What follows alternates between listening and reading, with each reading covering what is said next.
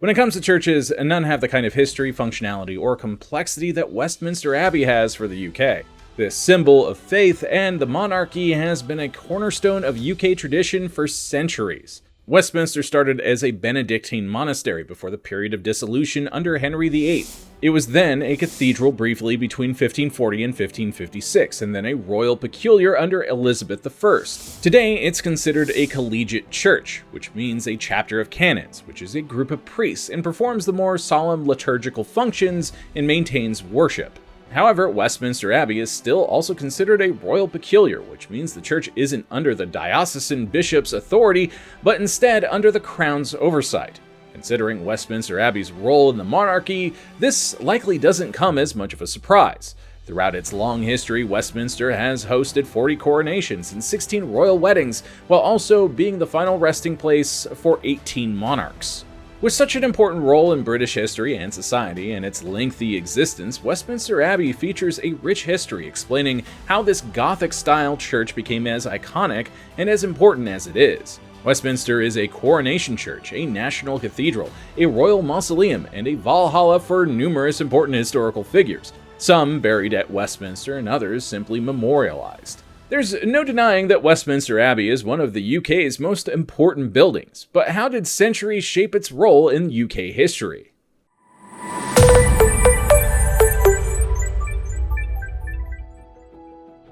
Welcome back to Geographics. I'm your host, Eric Malachite, and today's script was written by James CJ, so be sure to show him some love in the comments as you deploy your likes. Subscribe and ring that bell and share this video with someone who loves learning about the most iconic places on Earth. Let's get to it.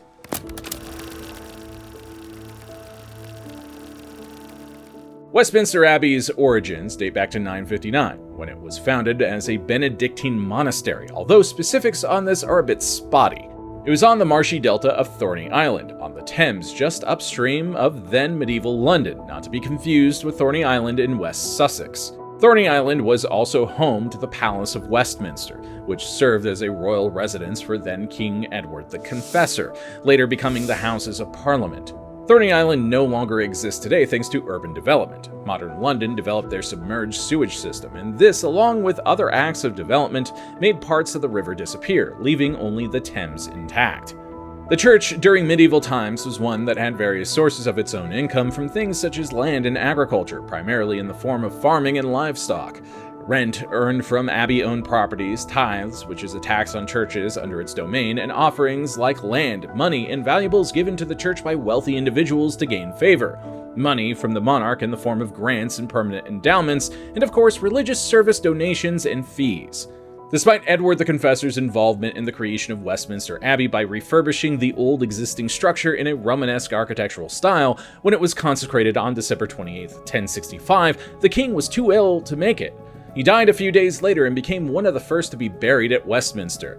Following Edward the Confessor's reign was Harold Godwinson, who reigned for 9 months before being defeated and killed by William the Conqueror. William's coronation at Westminster Abbey is where the tradition of Westminster coronations began. King William I sought to legitimize his rule in association with the last true monarch, Edward, through the abbey that Edward built. While historians assume Godwinson was coronated at Westminster, historical records of coronations only began with William I's coronation.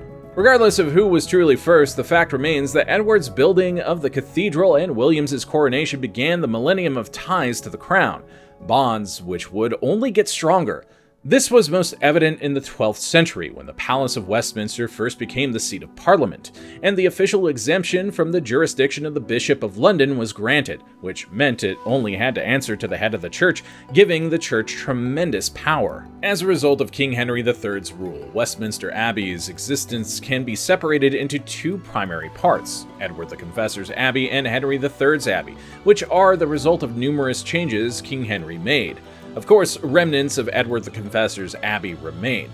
Henry had a vision to reimagine Westminster completely, which led to much of the abbey that still stands today.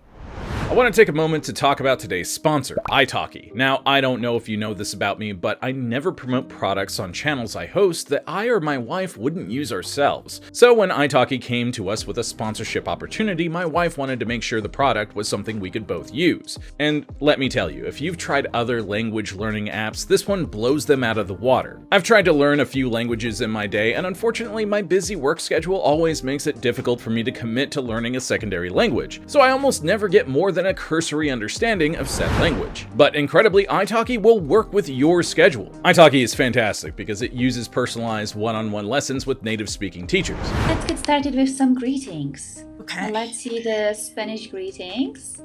How would you pronounce this one? Buenos dias. Nice, yeah, buenos dias. And do you know what that means? That's good morning. Yeah, okay.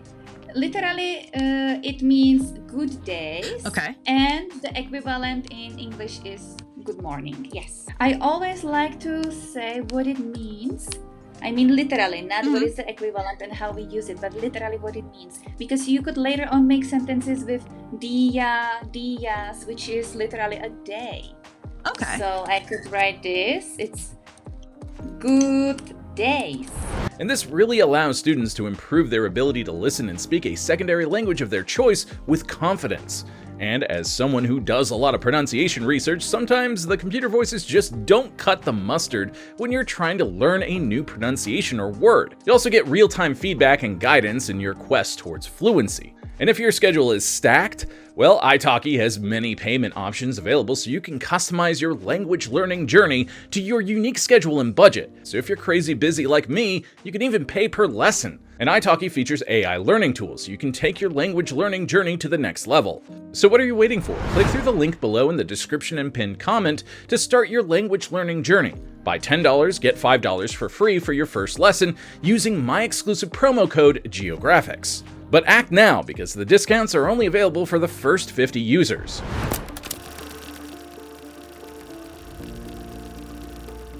Following Edward the Confessor's death, several kings would follow his reign, with Westminster Abbey serving as the site of their coronation. However, unlike Edward, no future monarch was buried at the Abbey until Henry III came along and wanted to change that. Henry III decided it was time to rebuild Westminster Abbey in the Gothic style and include a shrine to Edward the Confessor to venerate the monarch. He wanted to match the great churches in other parts of Europe, like in France, specifically the Reims Cathedral. Beyond that, he wanted to be buried at Westminster along with his family when the time came. His efforts to rebuild Westminster Abbey first started in 1241 with the rebuilding of the Confessor's Shrine, where he moved Edward upon completion. Then the demolition of Edward the Confessor's 11th century church began in 1245. In the words of John Hammond, in his efforts to rebuild and renew the abbey, he spared no expense in the building and decoration of the updated Westminster.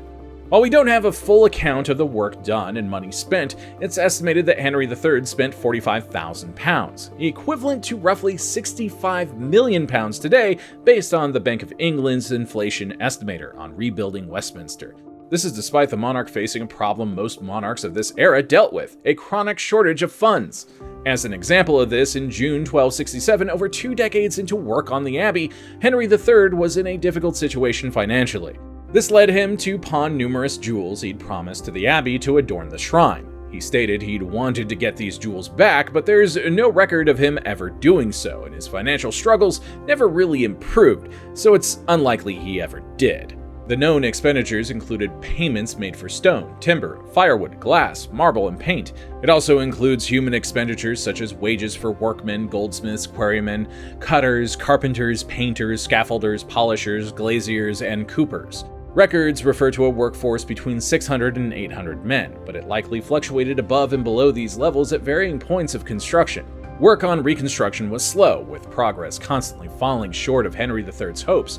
In November 1252, he ordered that a new great bell would be hung in the abbey to ring on the eve of the Blessed Edward, which was celebrated October 12th, the day before the feast of St. Edward the Confessor. Henry III observed the Confessor's 2 feast days religiously, one on January 5th, which commemorates his death, and the other on October 13th for his relocation to the new shrine, which was completed in 1269. He'd spend large amounts of money to celebrate Edward, spending what would be equivalent to tens of thousands of pounds today, with some preserved accounts saying the feast featured 37 beef carcasses and 146 sheep, and more to feed the nobility and poor in Westminster Palace.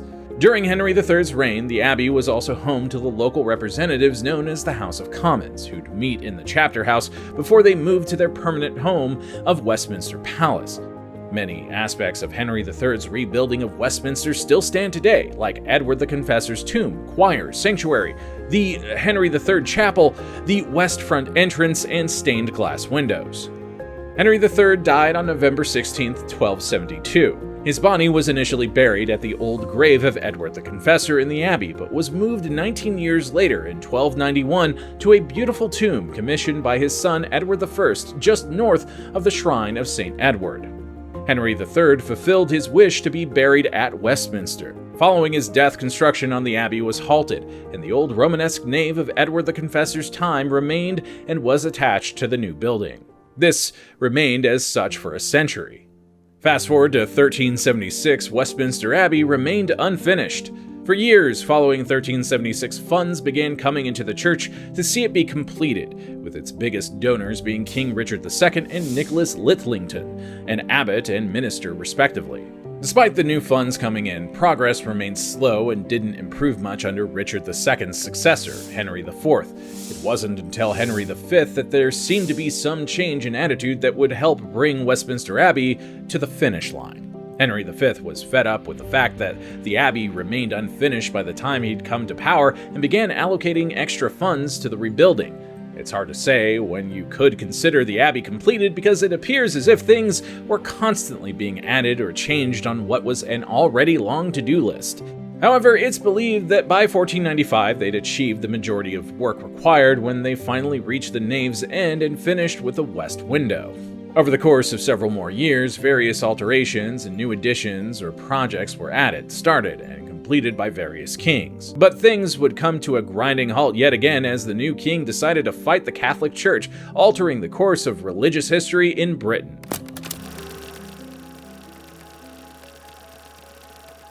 King Henry VIII would usher in a new era for England in perhaps the most striking way, and it all started with a woman and a succession problem. Henry VIII was married to Catherine of Aragon, but the two had proven unable to conceive a male heir to carry on the bloodline. Catherine gave birth to 6 children, of which only one survived, Mary I. Henry had a problem. He needed his marriage annulled despite a rather decent relationship with then Pope Clement VII. The grounds for the request was that Catherine of Aragon had been married to Henry's brother Arthur before his death. However, they had not consummated the marriage, meaning this reason wasn't enough. The Pope took his time trying to determine what to do, and in that time, Henry, tired of waiting and fearing the end of a royal bloodline, took matters into his own hands by breaking from the Roman Church in a repudiation of the Pope and papal authority and setting up the Church of England in 1534, an independent body under the monarchy's control. The English Reformation was also aided by the period of dissolution, which was traumatic for England's religious aspects, especially the monasteries, which were taken under Henry VIII's control. At the start of the dissolution, there were 800 functioning monasteries, friaries, and nunneries, but within 15 years, from 1536 to 1540, all 800 were dissolved, including Westminster. This didn't mean the buildings no longer existed. Instead, they functioned under different rules than prior to the dissolution and Reformation. In this process, Henry seized the monastery's wealth, with it being believed the king's treasury profited £1.5 million, over 10.5 billion of today's pounds, with the most spent on costly wars like his wars with Scotland and France. Westminster Abbey was stripped of its monastic status during this period, but unlike many other monasteries, it was repurposed or destroyed. Henry VIII refounded the abbey in 1540 as a cathedral, protecting it from total destruction, which lasted until 1556 when Mary I restored Catholicism.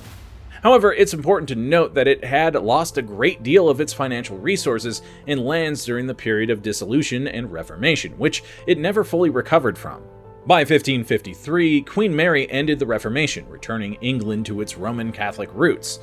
Then Elizabeth I reinstated the Church of England and the Protestant reforms in 1559. In 1560, Elizabeth I granted Westminster Abbey the status of Royal Peculiar, which officially began its life under the monarch's control. Over the course of the 17th century, Westminster Abbey was a bit quieter except during the English Civil War of 1642, which the Abbey, while not structurally damaged during the conflict, suffered nonetheless. It endured lost relics and destroyed statues at the hands of Puritan iconoclasm.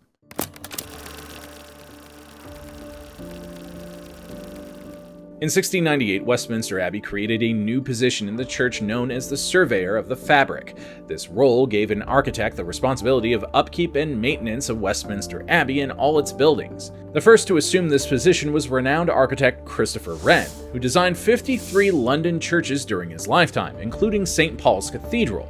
Wren would begin work on restoring the exterior, which would continue past his lifetime and into the tenure of the second surveyor, Nicholas Hawksmoor. With Hawksmoor and the third surveyor, John James, the iconic west front was redone to include the western towers. Hawksmoor is credited with designing the upper sections of the west towers, but they were finished after his death in 1736 under the direction of James and completed in 1745. The towers were incomplete aspects of the medieval period when Westminster received most of its work. These towers, which still stand today, rise to a height of 225 feet and 4 inches.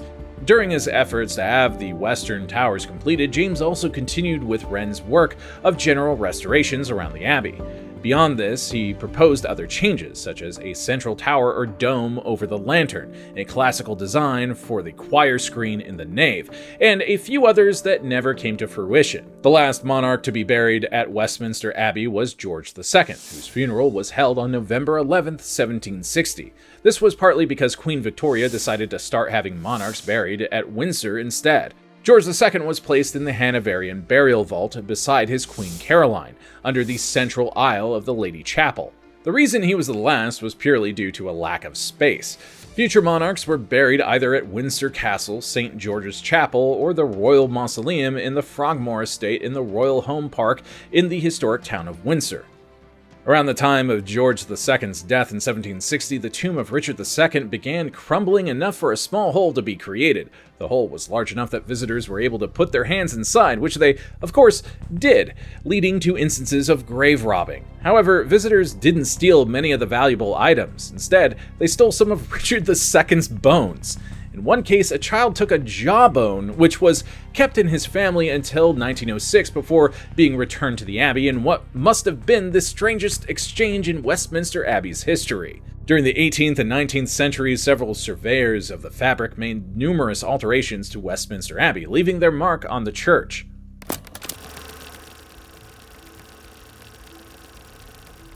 Westminster Abbey is a masterpiece of Gothic architecture and vastly the result of King Henry III's efforts. However, throughout the centuries, numerous aspects have been added, renovated, improved, or removed. The cloisters, which are covered walkways, were the busiest parts of the abbey and where monks spent most of their time when at the abbey, with each cloister being about 100 feet in length, dating back to mainly the 13th to 15th century. Today, you won't find monks spending much of their time there, but it's believed that they were far cozier back in their day, with the lower parts open and the upper parts with glazed windows. In the winter, they were kept warm, and at night, they were well lit, providing a space for monks to study and read.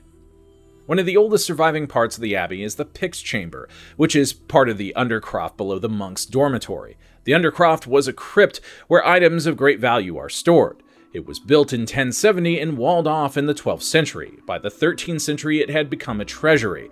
Later in 1908, it became a museum before being replaced by the Queen's Diamond Jubilee Galleries in 2018. College Hall remains the oldest continuously used dining room in London and was a part of the Abbot's House along with the Jerusalem Chamber, which is the Abbot's House. These parts of Westminster Abbey are not open to the public. It's believed College Hall was finished being built in 1376. The chapter house in the East Cloister was where monks met and gathered with the abbot to hold chapter. It was a product of Henry III's time, presumably starting construction in 1246 and completed in 1255. It's one of the largest chapter houses of its kind, with an octagonal shape with tiered seating to accommodate 80 monks, a vaulted ceiling, and a height of 60 feet internally. The chapter house features numerous wall paintings depicting the apocalypse from the Book of Revelation. This was also the location where the King's Great Council assembled and can be considered the place where the English Parliament began. Finally, the chapter house also contains what is claimed to be Britain's oldest door. Yeah, you heard that right. Which covers the entrance and is believed to date back to the 1050s. There are 3 gardens at Westminster Abbey: the College Garden, Little Cloister Garden, and the Garth. The College Garden has existed in cultivation for over 900 years and in monastic times was used to grow both medicinal herbs and food. This included beehives, fish ponds, an orchard, and a plot for growing vegetables. Today, it's more of a cosmetic feature filled with beautiful flowers like roses, lilies, and more. The Little Cloister Garden and the Garth are smaller gardens, with the Cloister Garden featuring a Victorian fountain and flowers, while the Garth is a lawn bordered by cloisters used for quiet reflection. Other important features of the Abbey include the Queen's Diamond Jubilee Galleries, which feature wax and wooden effigies of past monarchs and other royal persons, which were carried in funeral processions on top of the deceased coffin. One of the Abbey's most important buildings is the main cathedral, known officially as the Collegiate Church of St. Peter.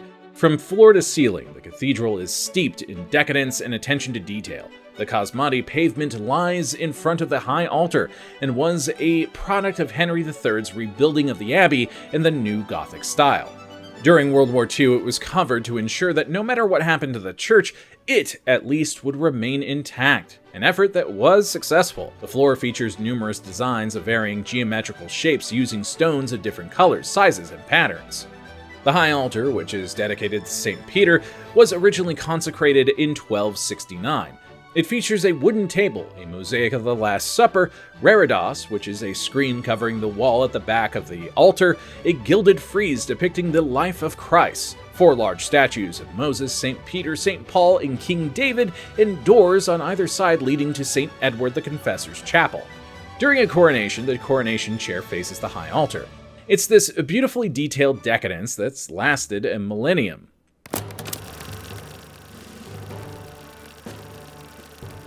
The 20th century was a dark time for the world, but Europe in particular was hit extremely hard by 2 world wars. Before the war began, Great Britain and Ireland were in the middle of the suffragette movement led by Emmeline Pankhurst.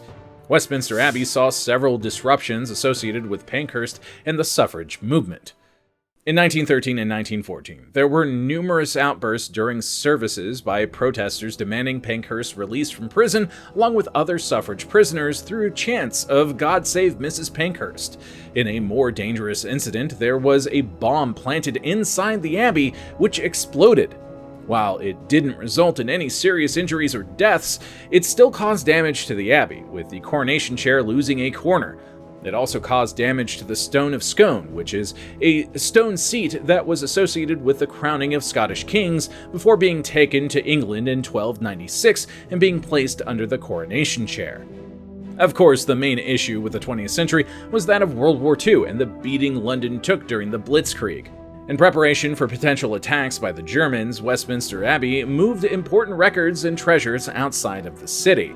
Preparations for the actual structure included boarding over the stained glass windows, using 60,000 sandbags to protect the various tombs, and burying the Stone of Scone inside the Abbey in secret. The Abbey was staffed with fire watchers in the College Hall and gallery. They also used the College Hall as a dressing station in the Undercroft to treat wounded and injured people. The College Garden and crypt of the chapter house were also bomb shelters for church members. The Abbey survived the worst of the air raids relatively intact. Its worst air raid was the night of May 10th and into the 11th in 1941.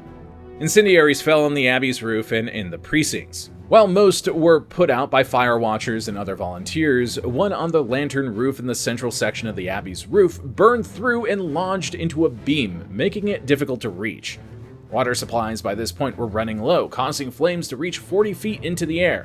The fire was eventually extinguished. The majority of the damage was done to the Cheney gates, which were simple rooms in the church residing over the entrance to the cloisters.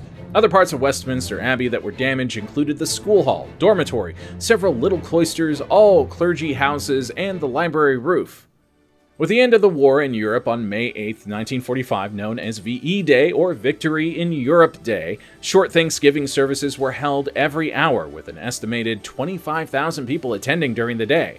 On August 15th through 16th, 1945, otherwise known as VG Day or Victory in Japan Day, had celebratory services, but there was no official count on how many attended.